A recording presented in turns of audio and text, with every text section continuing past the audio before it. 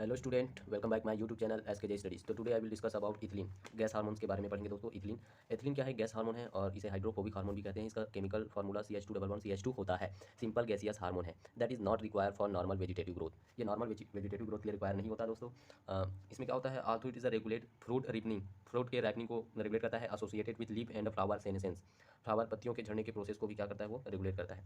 तो इसके साथ साथ it is a hydrophobic gaseous hormone है। ये एक साइट ऑफ बायोसिंथेसिस क्या है? इसकी biosynthesis produced by almost all part of higher plant. सभी प्लांट के आल पार्ट में पाया जाता है प्रायः।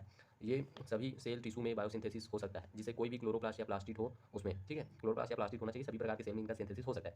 Also the rate of production depend on the types of tissue and cells. अलग अलग टाइप के सेल और टिश्यू के बेस पर इसका प्रोडक्शन रेट है अलग अलग होता है। और फल को पकाने में, फ्रूट राइपनिंग के लिए क्या होता है? इथिलीन का बायोसिंथेसिस हाई होता है। लीफ एंड फ्लावर सेनेशन, पत्तियों के झड़ने या फूलों के झड़ने के टाइम एंड एब्सिशन, वही मतलब पत्तियों के झड़ने के टाइम या फिर पतझड़ बोलते हैं, उस टाइम इनका जो प्रोडक्शन होता है हाई होता है प्लांट। स्ट्रेस के कंडीशन में, जैसे ड्राउट हो गया, चीलिंग, फूडिंग, इन्फेक्शन आदि के टाइम इनका जो प्रोडक्शन होता है बायोसिंथेसिस हाई हो जाता है प्लांट में।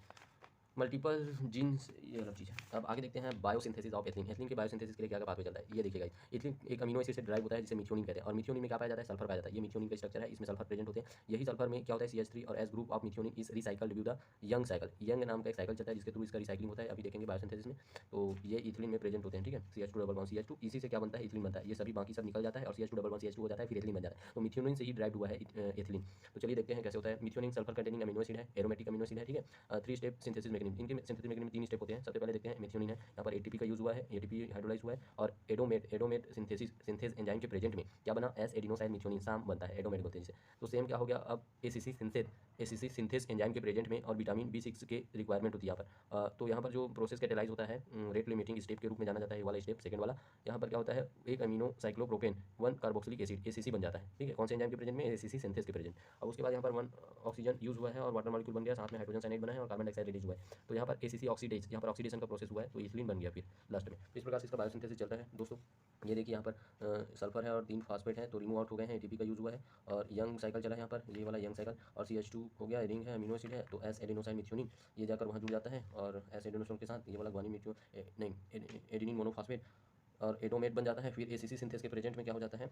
ACC जाके जुड़ता है और इस बॉन्ड को ब्रेक कर देता है। फिर क्या होता है कि ना, जो NH3 है, CH2 और इधर CH2, तो यहाँ पर साइक्लिक बन गया है, तो इसे ही 1 amino cyclic propane carboxylic acid ACC बोलते हैं। तो अब ये साइकिल क्या होगा? ये वाला बॉन्ड यहाँ जाएगा तो CH2 बन जाएगा लास्ट में। ये देखिए ये देखिए लास्ट में CH2 बन गया। तो अब ये हुआ इसका सिंथेसिस। अब आगे पढ़ते हैं। एथिलीन का सिंथेसिस एरोबिक कंडीशन में होगी, अनएरोबिक कंडीशन में नहीं होता, ठीक है, क्योंकि इसमें ऑक्सीजन की प्रेजेंट आवश्यकता होती है, तो इसलिए वो एनएरोबिक कंडीशन में नहीं होता। एथिलीन बायोसिंथेसिस में कौन सा enzyme oxygen dependent reaction catalyse करता है? तो वो है ACC ऑक्सीडेज, ठीक है। एथिलीन का इमीडिएट प्रोसेस कौन है? तो वो है ACC 1 amino carboxy acidic acid, ठीक है। रेट लिमिटिंग स्टेप कौन सा है? ACC सिंथेज वाला, ये वाला ACC सिंथेज वाला है जो कि रेट लिमिटिंग स्टेप है। अब उसके बाद आगे देखते हैं इनका मेन फंक्शन। एथिलीन का फंक्शन क्या होता है? फैक्टर प्रमोटिंग क्या है ये? इथिलीन बायोसिंथेसिस को कौन कौन से फैक्टर प्रमोट करते हैं? Fruit ripening. इस टाइम पर जो इथिलीन का प्रोडक्शन है बढ़ जाता है, ठीक है, क्योंकि ACC ऑक्सीडेज इंक्रीज हो जाता है, लेवल ऑफ एक्टिविटी। स्ट्रेस के कंडीशन में क्या हो जाता है? जो फैक्टर होते हैं increase ethylene production, increase the transcription of ACC synthase by mRNA।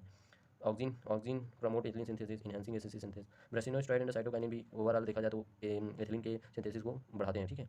यहाँ पर इथिलीन का एक फंक्शन दिया गया है, जैसे कि यहाँ पर ये है प्लांट है और ये पूरे वाटर में डूबा हुआ है, तो वाटर का यहाँ पर क्या है? स्ट्रेस हो गया है, तो क्या होगा? ACC सिंथेस का इंक्रीज बढ़ जाएगा, जिससे क्या होगा? जाइलम के थ्रू ACC सिंथेस बढ़ेगा और उसके थ्रू क्या होगा? एथिलीन का प्रोडक्शन बढ़ जाता है ओवरऑल। तो लीफ या इसके लीफ के थ्रू क्या होगा? इथिलीन का प्रोडक्शन होगा और लीफ है जो कि क्या हो जाएगा? पानी में डूब जाएगा। इथिलीन सिंथेसिस पाथवे चलता है, बट ये प्रोसेस ACC अकुमुलेशन होने लगता है और वहाँ पर ACC जाइलम के थ्रू मूव करने लगता है और एरियल या आउट ऑफ वाटर पोर्शन में पहुंचने लगता है और उस ACC का एरोबिक एरिया में ACC ऑक्सीडाइज होकर इथिलीन में कन्वर्जन हो जाता है, जिससे एरियल एरिया में हाई इथिलीन का सिंथेसिस बढ़ जाता है और जिससे कि लीफ इपिनिस्टी कंडीशन हो जाती है, जिससे लीफ नीचे की ओर झुक जाती है। जहाँ पर हाई वाटर में जब प्लांट डूबा रहता है तो वहाँ पर क्या होता है? लीफ है जो कि पानी में झुक जाता है नीचे को, तो उसी को लीफ इपिनिस्टी कहते हैं।